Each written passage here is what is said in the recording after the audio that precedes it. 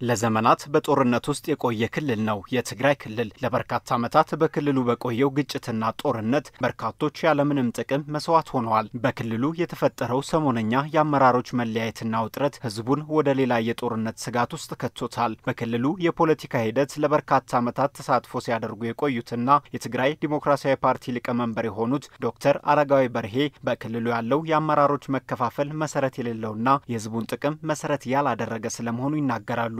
አሁን አመራሩ በሶስት አንዳንዴም በአራት ማለት ይቻላል ተከፋፍሎ ለምን ተከፋፈለ ቢባል የህዝብ ጉዳይ አይደለም።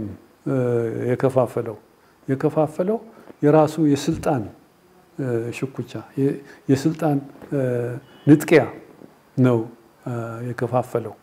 በዚህ መሃል ህዝቡን ወደ ጦርነት ደግሞ የሚገባበት ሁኔታ ይታያል።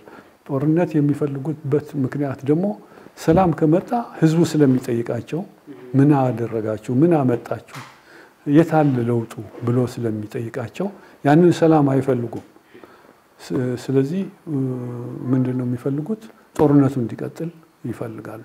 ከተጠያቂነትም ለማምለጥ በሚያደርጉት እንቅስቃሴ ህዝቡ ችግር ውስጥ ከተውታል። በትግራይ ክልል ከነበረው አስከፊ ጦርነትና እልቂት ለመውጣት የፕሪቶሪያው የሰላም ስምምነት የማይተካ ሚና ተጫውቷል። ነገር ግን አሁን ያለበት የክልሉ ሁኔታ በዝምታ ከታለፈ ወደ ሌላ የማያባራ ጦርነት ያስገባናል ባይ ናቸው። ሁሉም ጦርነቶች የሚደረጉት ሰላምን ለማስፈን በሚል ቢሆንም በመጨረሻ ተጠቃሚዎች ጥቂቶች መሆናቸው ይታወቃል የሚሉት ዶክተር አረጋዊ የትግራይ ህዝብም የክልሉ መሪዎች ስልጣንና ጥቅማቸውን ለማስጠበቅ ወጣቱን ለሌላ እልቂት ያነሳሱ በመሆኑ የክልሉ ህዝብ ጦርነት በቃ ይሊል ይገባል ሲሉ ያሳስባሉ። ህዝቡ ከእንግዲህ ወዲህ ጦርነት በቃን፣ ወጣቱም እንደዚሁ ጦርነት በቃን። ጦርነት ያመጣበት ጣጣ ለወጣቱ ሁሉም የሚያውቀው ነው። ስንት ወጣት ነው የረገፈው?